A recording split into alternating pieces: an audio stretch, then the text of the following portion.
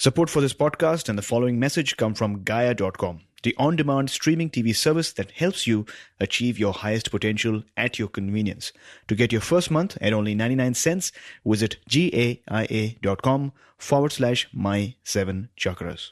My 7 Chakras, episode 207. Without thinking of the letters, listen to the language of the heart. The 7 chakras, swirling vortices of energy, positioned throughout our body from the base of the spine to the crown of the head. For thousands of years, this ancient wisdom has been passed on from master to disciple. What are the functions of these energy centers? And could these chakras help you unlock your destiny and find your true purpose? Welcome to My 7 Chakras. And now, your host, Aditya Jai Kumar. What's up, Action Tribe? AJ here, founder and host of My 7 Chakras, the show where we dive deep into the ancient world to uncover nuggets of wisdom that will help you find your life's purpose and beyond. So if you want actionable steps that you can take right now to change your life, then you are listening to the right episode. And before we begin our episode, like always, let's listen to a recent iTunes review, which is by Zenken, and it's titled Join the Action Tribe. I came across this podcast as my friend Dr. Chris Friesen was a guest. I immediately fell in love with the show. The episodes are to the point and very informative. I love how this, more than any other podcast, by listening, you're actually joining the Action Tribe. It's a movement, and the host, Aditya, really makes you feel like you're part of something bigger. So thanks a lot for your review, Zenken. Action Tribe, do you want your review to be read out as well? Then make sure you take a moment to share your thoughts, your views, and your experiences in the form of an iTunes review. And writing a review is really simple. It's a two-step procedure. On our podcast page on your iTunes, you'll see a reviews button, and then you just got to hit that button and then hit write a review. Super simple. And we can also connect on Instagram at My7Chakras. And if you want to write into me, you can email me at aj@my7chakras.com. Once again, that's aj@my7chakras.com. 7 is a word. And with that, let us begin today's episode. Our featured guest for today is Lisa Smartt. Lisa, are you ready to inspire? Yes, I am. Awesome. Great. So Lisa Smartt is the author of Words at the Threshold. She's a linguist, educator, and poet. She founded the Final Words Project, an ongoing study devoted to collecting and interpreting the mysterious language at the end of life. She co-facilitates workshops about language and consciousness with Raymond Moody at universities, hospices, and conferences, and lives in the San Francisco Bay Area. So Lisa, thank you for joining us today. Thanks for taking the time. It's great to have you on. Oh, it's a pleasure to be here. Good morning. Awesome. Good morning to you. So let's begin with some inspiration. Let me ask you, what is your favorite inspirational quote, and how does that quote apply to your day-to-day life? The quote is by Rumi, and it is, without thinking of the letters, listen to the language of the heart. And as a linguist, this quote is particularly important to me because I understand the importance of language, but I also understand the limitations of spoken language, and that there's a language of the heart that is communicated in many other ways than just regular, literal spoken language. And it's important to know how to commune with the language of the heart as well as the language of the mind.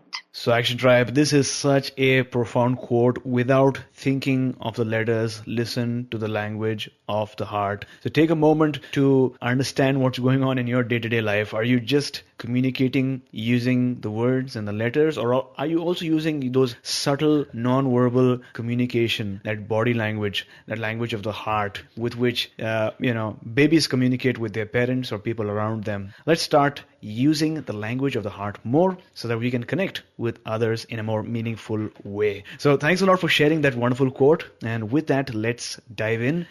Lisa, what made you write your book, Words at the Threshold? What made me write the book is in the last 3 weeks of my father's life, as he was dying from cancer, I noticed remarkable shifts in the way he was communicating. My father was a very intellectual person who always spoke in very literal and analytical ways. He also also did not have much of a spiritual perspective.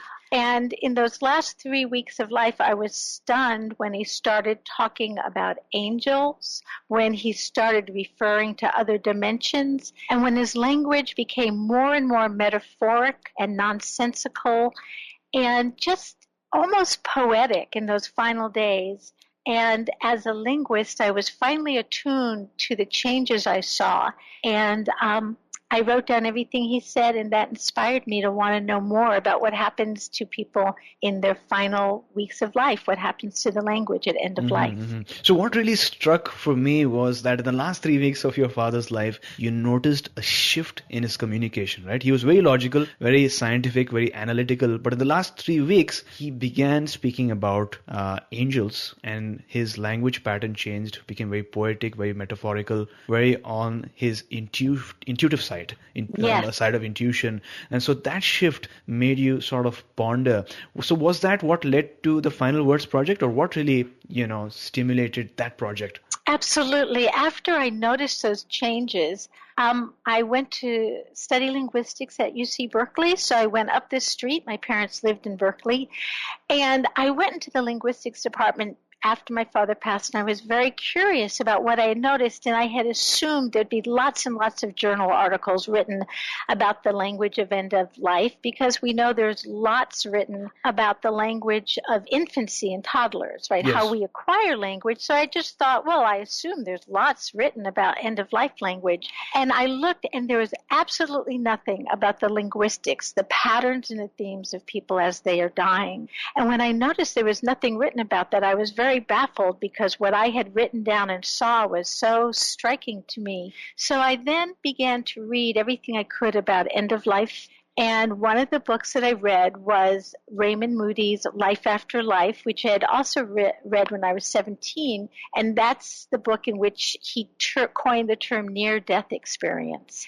And I found his work very compelling. And so coincidentally, synchronistically, my mother has a friend, and he had mentioned he was going to be teaching with Raymond Moody in the coming month. And even more synchronistically, I received my tax refund right after I heard about that for $2,000, which was just the amount I needed. And I flew out and studied with Raymond Moody. Got it. So it was really interesting. It seems like you embarked on an adventure on finding out whether there was something written about end-of-life language. And as you mentioned, there's so much written about how babies communicate, right? But you found out that there wasn't much written about this topic. And so many synchronicities, so many events that led up to you writing this book. You read the book Life After Life by Raymond Moody, who amazingly coined the term life after death. And you found out that someone in your family was actually going to do a presentation with the same person. And so it seemed like there were some breadcrumbs that were on your path to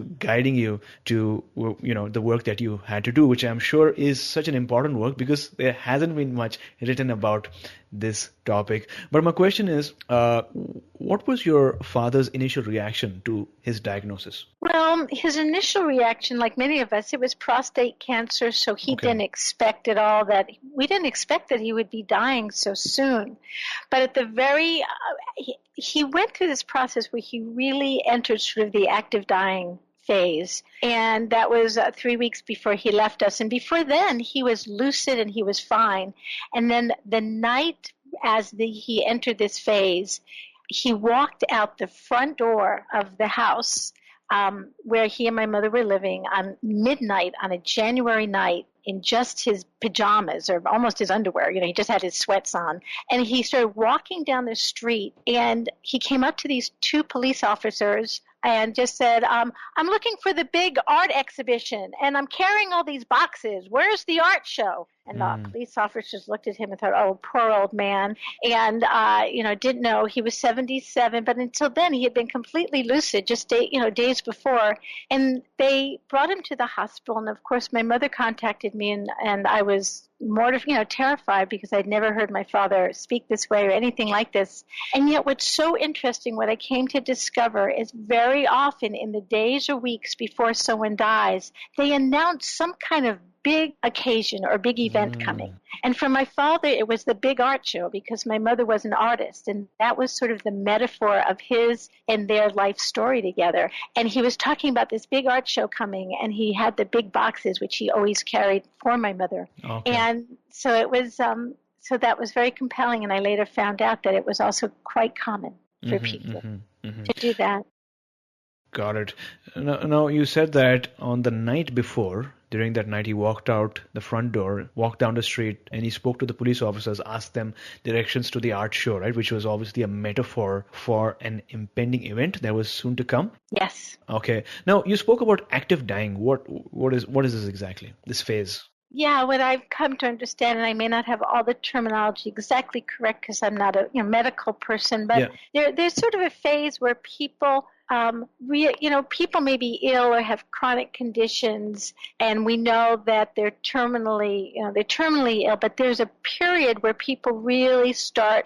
There's huge shifts, and that's where we see shifts in language in their body, where their body really prepares for passing on. And so my father began to enter that phase just as he spoke in these strange terms. Whereas before, he had some illnesses. We knew that he was terminally ill, but there was no indication that he would be dying soon. But as soon as he entered this phase, these certain markers begin to occur, like people lose their appetite. That's when we start seeing shifts in their language. We may hear about the announcement of the big event. People also start using metaphors of a trip or a journey. And there are just medical markers, and some of them I'm not fully aware of, but people become much less kind of connected to the real world. Sure. And, he was pretty much tied to the bed, whereas before he was walking and he was more active. And when he was in the hospital, they were ready to, try to pump him up with drugs and do all these things to see if they could sustain his life. And I remember him just looking at my mother and me and shaking his head. And he said, "Take me home. Take me home." And we all knew that home may have had a double meaning at that point. And so, of course, we brought him home, and he just went through this very beautiful and remarkable surrendering during those last 3 weeks. And it was also remarkable because my father was a man who was very afraid of dying.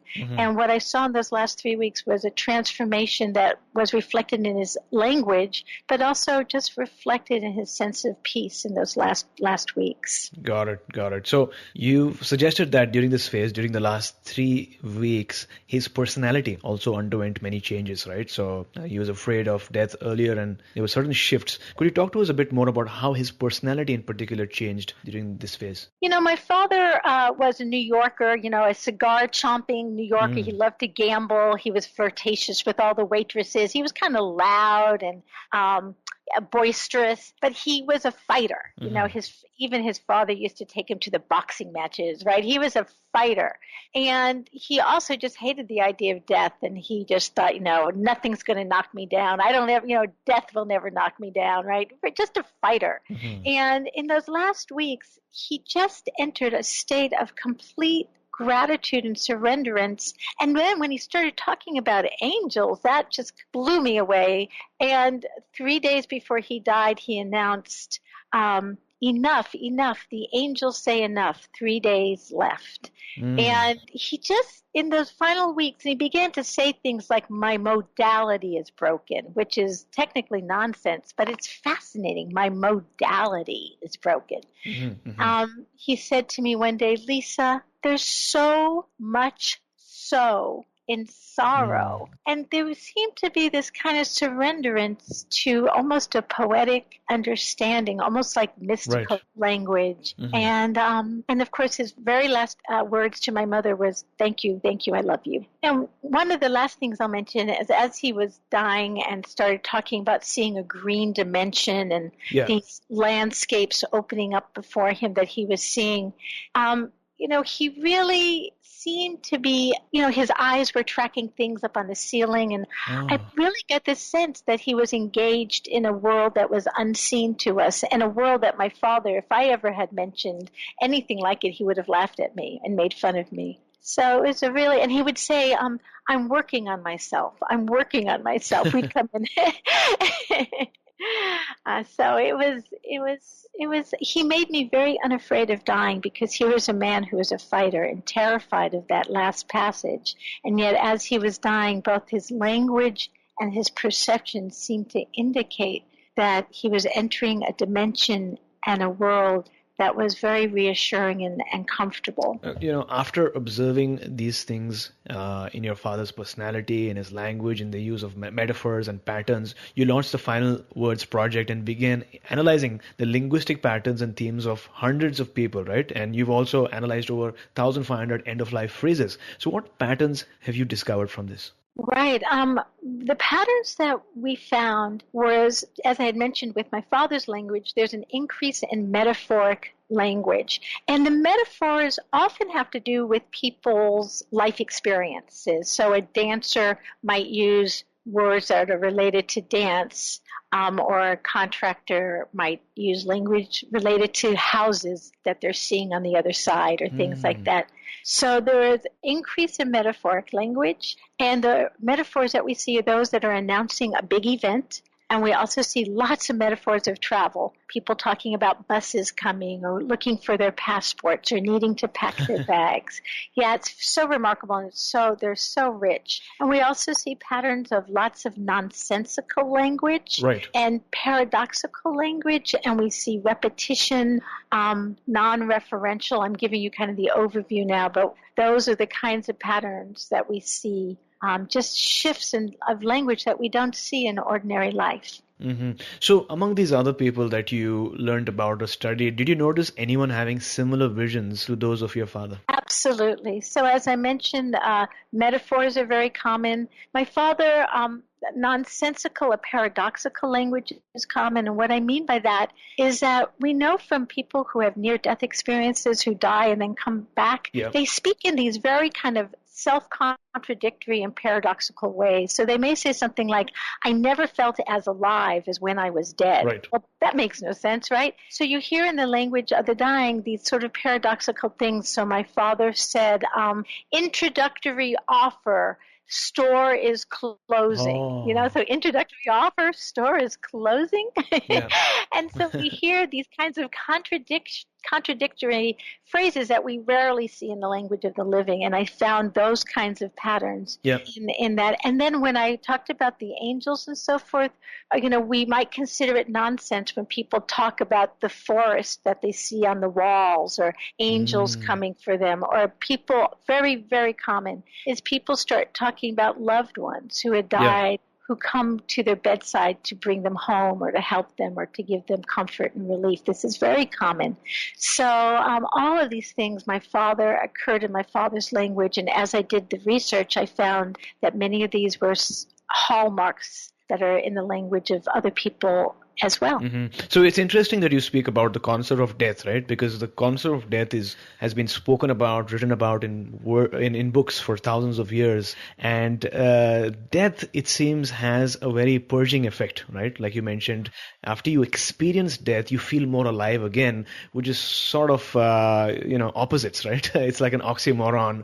But if you think about it, the entire industry is based on providing you experiences of death, right? People go to watch horror movies and scary movies because they get a thrill out of experiencing death. Even for those few minutes, people go on thrill rides and roller coasters, which bring them closer to that sense of death because they're plunging down and going up. People love going in shark-infested waters behind a cage, and it seems like death has this very intoxicating effect. And for those who really experience death, like near-death experience, they are in a way, like a butterfly transforms completely, like a phoenix, emerges out of the dust. It feels like they're changed individuals, like people who've come back from the deaths, come back from the void, so to speak.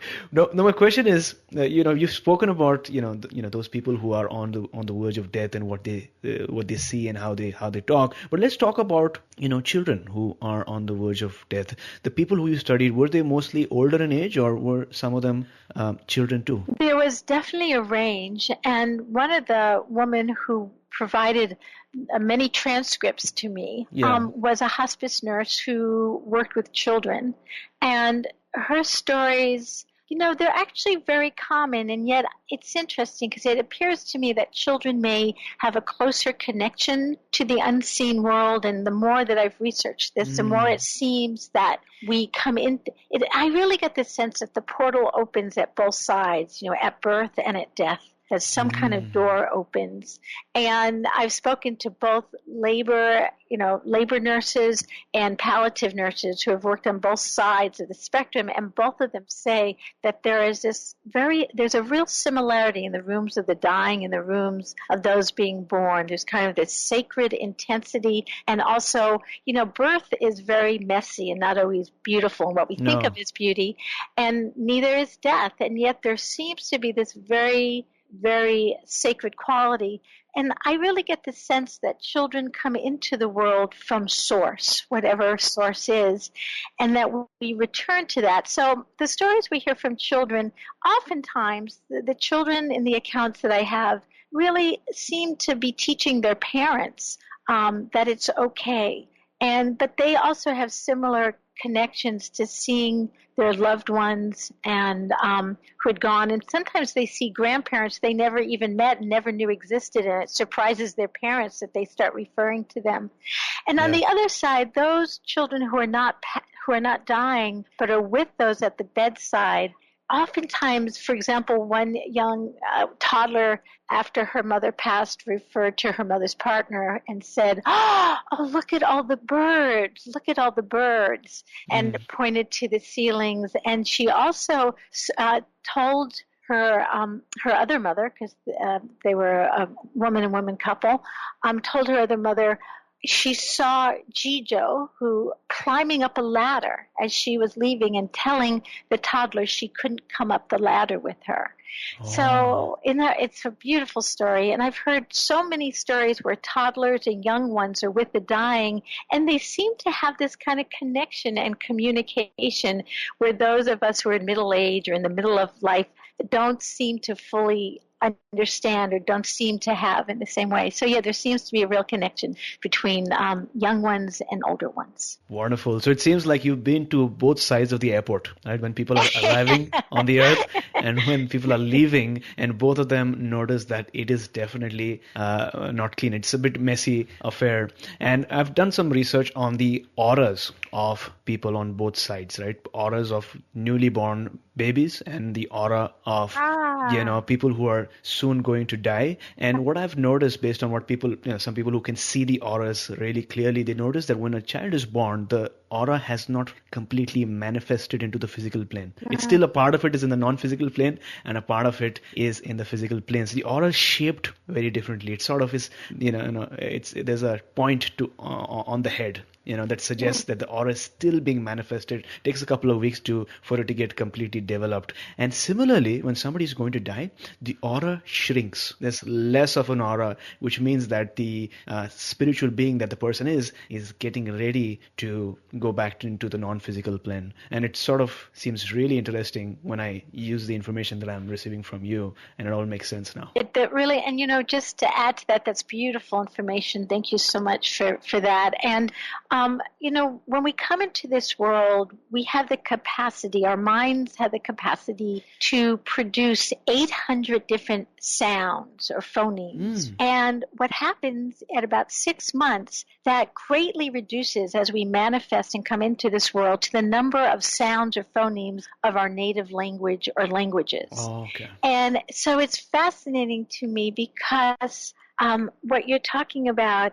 what happens with the aura and how things change, is as we develop the language of this plane, right? As we enter, suddenly our capacities, in some ways, we become reduced, or at least defined by being here. And also, if you look at the language of children, there's a lot of what we call gibberish or nonsense. And then when we look at the language of the dying, we start seeing often more gibberish and language. So there are so many parallels, I think. And I think we've only just begun to understand what they are. And I believe there really might be parallels between what we see and know energetically, like what you explained, and what we hear in language. And I believe language and the energy field are connected in ways that I hope to keep learning about. So thanks again for your example, the Thanks a aura. lot. Thanks a lot. Now, my question is, how did the family members or the healthcare providers react to your proposition and your project? I think generally the feedback has been so good, and I've been so delighted. And for the healthcare providers, many of them have seen these things, Yeah. but haven't really had anybody come in and really document them and give them the affirmation and validation. And one of the things I heard from healthcare providers, which completely surprised me, is that there were several nurses I spoke to in very traditional medical facilities who explained to me that as their patients were dying, they said they actually felt that they could begin to hear those dying patients talk to them telepathically about when they were getting ready to die and what they needed. And many of these were classically, scientifically trained nurses who, before they had worked on these kinds of hospice wards and so forth, would have never believed such a thing, but they had such strong experiences. And there was one woman who works in a very, very, very prestigious hospital in this country, and she would be able to say to the doctors and so forth, yes, this patient only has 2 more days to live. Now, she wouldn't say to the doctors, because I hear this patient communicating to me and telepathically, because she knew she would be laughed off the ward, or but she was so accurate that the doctors trusted her completely, but they had ascribed all her ability to her medical training, and yet she shared with me and asked me not to say her name or where she worked, that for her she actually received all this information telepathically. And I heard this very frequently from hospice workers and nurses, and it was something that I had never expected to find from my research. So that was surprising. And what I heard from loved ones is, one is those who I asked to, or who, and said they'd be willing to transcribe their loved ones' phrases, because I didn't want to go and put tape recorders by people's bedsides. That seemed completely disrespectful. So I invited people to transcribe when they felt it was right and when they wanted to. And for the people who did transcribe their loved ones' phrases, they felt more connected to them. And it was almost like a way of entering into the portal with the person they loved. And by doing so, they received many jewels and insights that they felt they would not have had they only heard some of the language and not written it down. Right. Now, from the last few weeks, let's move on to the last few seconds, the last words, in fact. Did you notice any patterns or themes in terms of the last word or the last phrase that a person uses before dying? Well, very often they are so connected to who the person is. It's as if everything we've ever been shows up in that moment. So anything from just tremendous gratitude and love to someone saying the word bullshit. Really? I hope I can say that, to the word bullshit. And this was a person who was a fighter all his life and never found a moment, never found that kind of surrenderance that my father found in the last 3 weeks. And, I had mentioned Jeffrey Holder, a dancer and choreographer whose final words were something like 1, 2, 3, dance 2, 3, the very words. And of course, we know something like Steve Jobs. Oftentimes people have exclamations of wonder when they die. Steve Jobs, of course, said, oh, wow, oh, wow, oh, wow. So you often hear final words that are very connected to who the person is.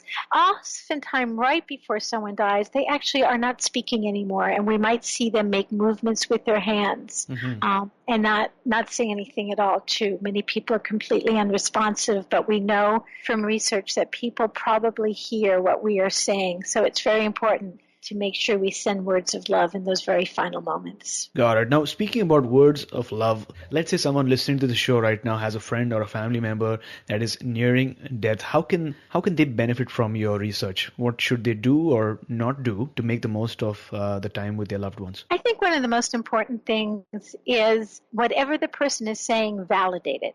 My father said to me, all right, let's get the oxygen tank ready. I'm going on my trip to Las Vegas. And I told you he loved gambling, and he used the metaphor of a trip, which is so common. So instead of going, Daddy, we're not going to Las Vegas. Come on, Dad, you're dying, right? Yeah. Instead of saying that, you're like, yep, Papa, we're going to get the oxygen tank and we're going to go on that trip to Las Vegas. Hey, Daddy, tell me more about that trip. What do you need to get there and be happy? So you really enter into the person's world. One woman shared with me the story of her loved one who said, Mama train, get me on the mama train. And she was kind of in a distraught space. And she was like, get me on the mama train.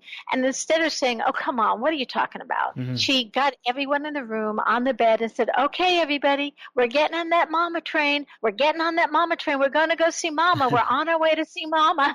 Right? So, just as we would really, enter the world of a child that we love who speaks in imaginary terms about their imaginary best friend, assume that world is as real as the world as the one we see with our five senses. And so I would really invite people to just listen and validate, enter into that world, again, as Rumi said, with the language of your heart and with a sense of play and joy and sacred wonder, because we really don't know what we cannot see. We really do not know what other world or dimension exists. So in any way that you can enter with your loved one, do it with awe, with reverence, and step in with your foot into that reality and into that world, and have faith that that's going to be comforting to them. And here's the big surprise. It might also be comforting to you, or to the person, because I found it so comforting as I entered into my father's world. And what joy I felt in hearing that my father was seeing angels after a lifetime of telling me that they don't exist. That's so true. That's so true. And also what you say points out to a social issue that exists in society right now, which is called ageism, which is basically assuming that a senior or an elder is not capable or productive or, good enough to be like he or she was when they were young. And this is in fact very rampant, more so than racism or sexism, ageism. And I've been doing some research also on the senior population. In terms of studies, what they found is seniors in general are more positive about their age. They're wonderful to be with. They're really patient. And, we've got a responsibility to cure or to deal with this sort of thing that's in society, which is ageism. So not necessarily a person who's going to die, but somebody who has maybe passed the age of 65 and is for some reason or the other having these challenges from other folks in society. And I think each one of us, even listeners, has this role to play to make the society a better place to live in. And thanks a lot for sharing your perspectives, Lisa. Based on what you've shared today, what is that one action step you'd like to share with our listeners?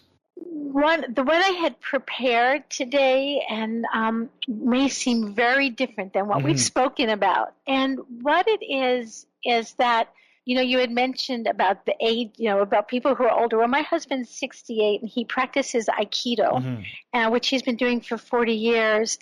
And one of the things about the language of the heart is that as important as language is, it's also important not to be overly attached to the words that we hear and remember that there's an energy behind that. So one of the action steps that I had written down when I had seen your questions was when you feel like you want to say certain words, to actually not speak and to move them. So my husband and I, when we're angry with each other, rather than say those words, we actually dance them together. So one of the things is to really notice the difference between, really become a witness to our language and realize that language is sort of like a coat we put on. And there are many types of coats and not to get attached to them. And one of the ways to loosen our attachment to language is also to not speak and to move. And the next time you're angry or frustrated, try to dance it and see what happens. And I'm guessing the movement or the dancing is such a more effective way of releasing that energy, right? Because sometimes you might not find the right word to express that energy also. And there's nothing like dancing or moving that can ensure that you're able to flow the energy out just like it flowed in. Yes, and to realize that language is flexible. So the reason I say that action step, which may seem so far from the idea of my being a linguist, is because when we are too attached to the words, when we're too attached, we think that language is the truth. So that when we hear our dying loved ones say things that make no sense, we're completely confused because it seems like they're not speaking a truth because we're so attached to what our ideas are of truth. And yet when we can dance our anger, what always happens to my husband when we start getting in a fight and we start dancing, what we realize is that the truth is that we are just energetic beings who are filled with love. And language manifests in so many ways. And when we can be flexible with how language expresses ourselves and be witness to the language rather than become victim to it or become attached to it, then language becomes so intriguing. So, for so many years, people have not looked at nonsensical language as worthy of study, right? Because they just think, it's just nonsense. Yeah. But what we know is that the nonsense we hear is also an expression of who we are, and it might be a manifestation of us crossing into another dimension, right? So the more flexible we can be in hearing language and learning about language, the better it is. So I feel just by shutting up sometimes and moving, anger becomes just energy when we're angry. And then it's not harmful or hurtful to anyone. It's just energy. Got it. And also energetically, just to add, people who are able to see the auras very clearly, when they see a person is really angry, they're able to see crystal-like forms, which are like deep reddish in color, hovering around the person who is angry. Absolutely. Reddish, and if it turns depression, it might become like brownish or blackish. So these are thought forms that hover around your mental aura. And this is quite fascinating. Me sort of trying to relate my study in the energetic realms to your amazing research as far as linguistics and also the study that you have conducted. Action Tribe, to access the show notes for today's episode, visit my7chakras.com/205. That's my7chakras.com/205. Explore the vast traditions of yoga with the Gaia original series Yogic Paths. Filmed across India, the 13-episode series captures the beauty of mystical Indian landscapes and never-before-seen ashrams while taking the viewer on a journey through the many traditions of yoga. While the practice of physical postures called asanas is most well known in the West, understanding the full scope of this rich and varied tradition gives meaning and power to the yoga that we know today. Action Tribe, since you're listening to this show, it's clear that you are interested in topics such as chakras, yoga, and self-realization, and you know exactly where to go for audio content and interviews. And I sure hope you feel this way about our show, My 7 Chakras. But where do you go if you want a streaming TV video service with the same values and similar content? The answer is Gaia.com. To start watching this show, The Yogic Paths, as well as get your first month at Gaia for just 99 cents, visit Gaia.com/My 7 Chakras. That's GAIA.com/My SEVENCHAKRAS. Sometimes what makes us insecure and vulnerable becomes the fuel we need to be overachievers. The antidote for a snake bite is made from the poison, and the thing that made you go backward is the same force that will push you forward. Now, this is an amazing quote by T.D. Jakes, action taker. I hope you heard this loud and clear. Your insecurity and vulnerability is not a weakness. In fact, it is a sign and it's a nudge, a hint that if you take action and work on that aspect of yourself, you will in fact skyrocket into your greatness. Never assume something is your weakness, because you have the choice. You have the power to take a decision and work on it. No effort goes to waste. In fact, it might feel sometimes that your effort is not paying off, but every time you work on yourself, there's a micro change that is happening in your mind, in your body, in your spirit, and that's a compound effect. There's a compound effect to these changes. You'll not notice it initially, but very soon, that very weakness that you once had will become your strength, and you will experience a human revolution. So, Lisa, talk to us about a time in your life when you experienced or faced a difficult situation. Tell us what got you there in the first place, and then what steps did you take to overcome it? Well, I really thought about this, and I think the biggest challenge for me was that I was severely abused as a child. I was sexually abused and tortured by people who were not my family. And one of the things that happened to me through that experience, and I think it brought me to the work that I'm doing, is, I was told to shut up and not talk about it. And it gave me this passion in my life to help those who do not have a voice to have a voice, and I think that's partly what brought me to the language of the dying. But one of the things is that it's so important to speak our truth and to find the ways to do that.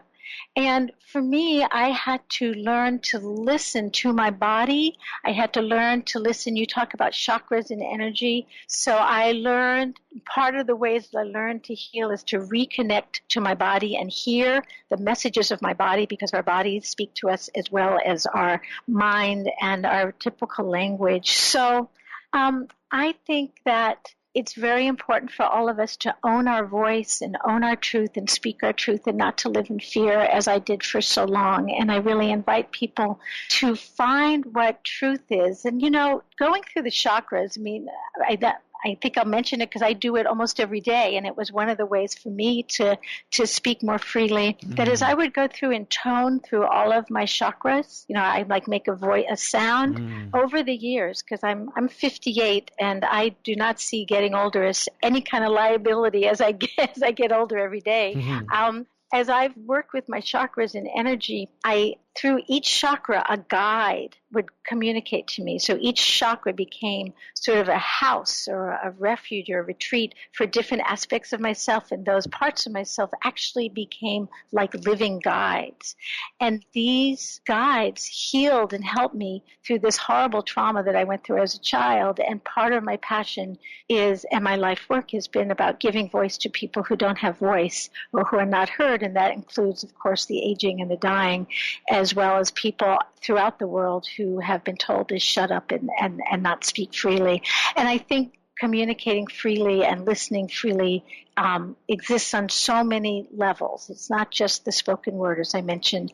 And I think connecting with our energy centers is one way of learning to connect with guidance and help within us. So that's just one way to talk about the challenges of my life and how it intersects with this work that I'm doing of Words at the Threshold. So as you look back at your memories, as you look back at the experiences you had, what is that one major life lesson that you'd like to share with our listeners, maybe in one sentence? Right.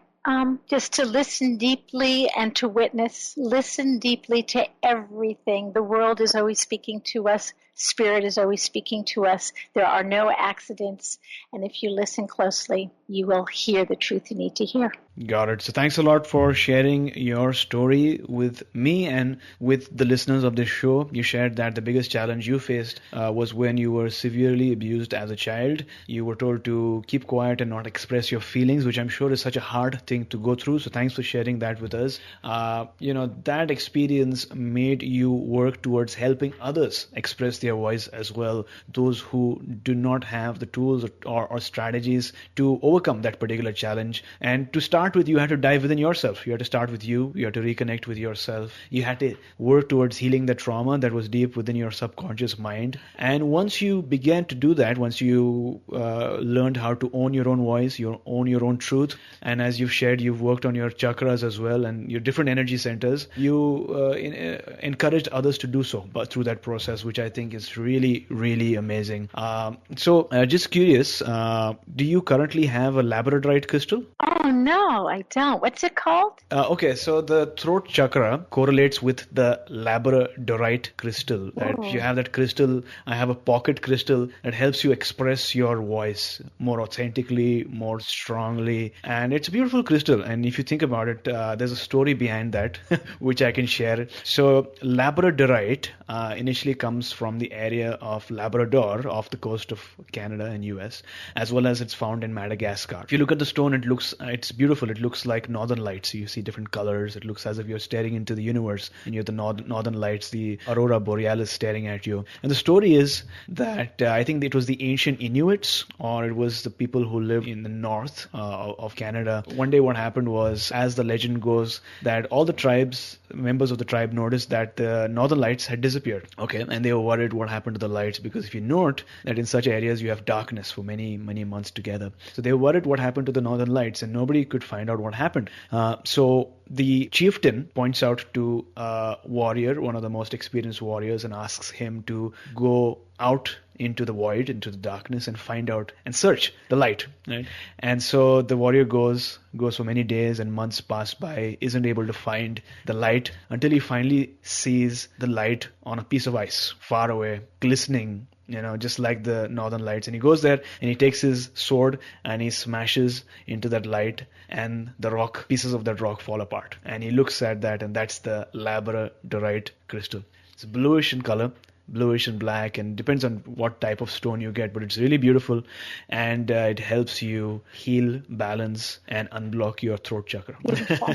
It's beautiful. And, I think what's so exciting about communication is that it is connected to the throat, and it's also connected to the heart and the toes and the knees and the ears, and that we communicate in so many ways. But I will definitely look for that crystal because it's obviously connected to my life work, right, and my life purpose and my passion, that all of us should find the ways to communicate and express ourselves that deeply fulfill our sense of purpose and meaning. Absolutely. And Action Tribe, let me ask you this. Are you having a good time listening so far? Because I know I am.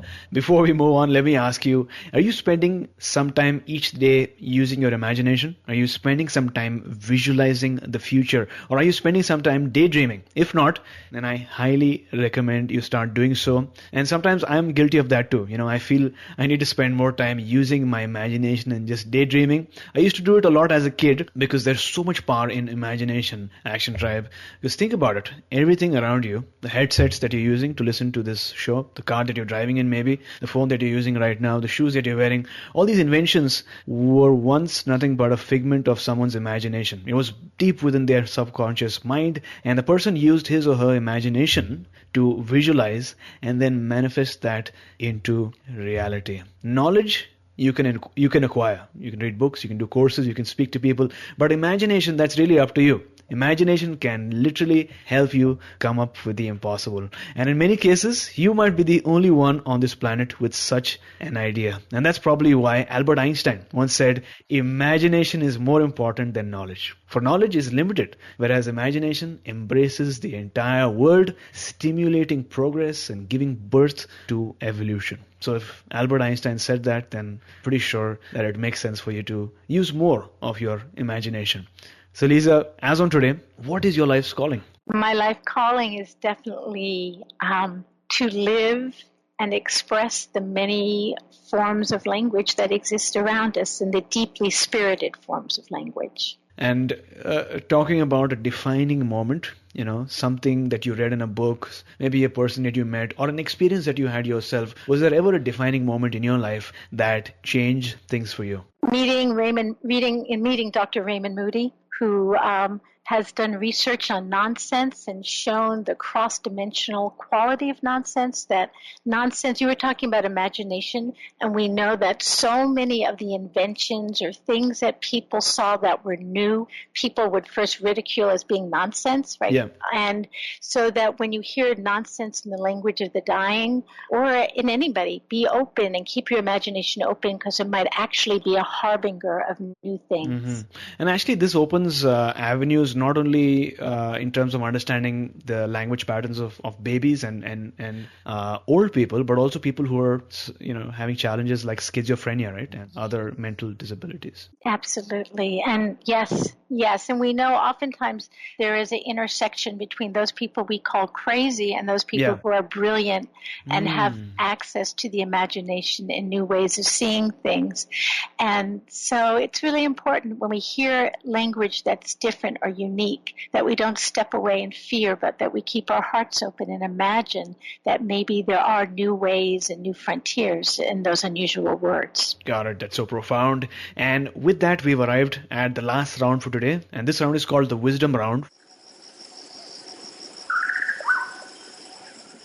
4 questions that need 4 short but action-packed answers so that our listeners can take note and take action. So, Lisa, what is the best advice that someone has given you? Cultivate the witness. Really quickly elaborate on that. Cultivate the part of you that observes and doesn't. Cultivate the part of you that can observe and not be afraid. Got it. So name a personal habit that keeps you going. Dancing and Aikido. So what is your morning routine like? What do you do during the first 2.5 hours of your day? I love tea. So the very first thing I do is I brew my morning tea. While it brews, I open up my journal and I write down any random dream images Then I do some kind of stretching and balancing movement for something like I do either a little Qigong, Aikido, some yoga. There's something called Katsugunundo, which is a Japanese healing art that I'll do sometimes with my husband. And then I often do the toning. I mentioned I go through my chakras because I find so much wisdom and release in doing that. And then I'll either take a 40-minute walk or dance for 40 minutes, do something like that. And then oftentimes when I'm moving, I get sort of insights or images, and I come back and I write those in my journal. And that's kind of what my morning routine looks like. I got to have that tea, though. I love tea as well. I really, really love tea. I've got a, coffee. What is that? Coffee press? It's a coffee press, but I use that for tea. Me too. Oh, nice. That is so amazing. When I went to India a couple of weeks back, and I got my friends some Assam and Darjeeling tea. Oh, I'm jealous. Sounds great. Awesome. So, Lisa, name a book that you'd like to recommend for our listeners today. Donald Miller's book, A Million Miles in 1,000 Years, How I Learned to Live a Better Story. It's a wonderful book. So Action Tribe, I know how much you love our book recommendations, and I know that many of you purchase these books as soon as you hear them shared on our show. That's why Audible.com is offering Action Tribe one free audiobook download with a 30-day trial free so that you can get to check their amazing service. Now, Audible has over 180,000 titles to choose from for your iPhone, Android, or Kindle, including bestsellers like The Chakra System by Anadia Judith, Autobiography of a Yogi by Paramahansa Yogananda, and A New Earth by Eckhart Tolle. To download your free audiobook and start listening right away, go to audibletrial.com/MSC. Again, that's audibletrial.com/MSC for your free audiobook so that you can start listening to your book right away. So Lisa, thank you so much for joining us. Thanks for sharing your wisdom and your learnings. Before you go, tell us one thing that you are grateful for and tell us the best way we can find you online. Well, I'm very grateful that I had the chance to be speaking with people like you and sharing the research of my book, Words of the Threshold. It's an incredible honor and opportunity, and I'm very, very grateful for it. Awesome. And how do we find you online? Finalwordsproject.org. You'll find lots of information about speaking with those you love at the threshold, and my contact information is also there. So there you go, Action Tribe, finalwordsproject.org. You can go right there and learn more about the final few instances before a person passes into a different plane, and you can learn more about how to make the most out of those last few moments, last few days, last few months with your loved ones. So Lisa, thank you so much for coming on our show, talking to us about the truth behind final words and taking us one step closer to a human revolution. Thank you so much. It was a pleasure. You were listening to My Seven Chakras. Go to mysevenchakras.com. Download your free gift. Get inspired and take action. Transform your life today.